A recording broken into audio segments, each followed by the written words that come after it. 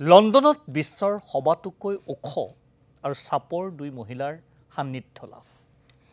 গ্ৰীনিছ world record দিৱস 2024 উপলক্ষে আপোনালোকে দেখা পাইছে দৃশ্য আয়োজিত এক অনুষ্ঠানত দেখা গ'ল বিশ্বৰ সবাতোকৈ ওখ মহিলা ৰামেইছা জেলজি আৰু বিশ্বৰ সবাতোকৈ চাপৰ মহিলা জ্যোতি আমজেক।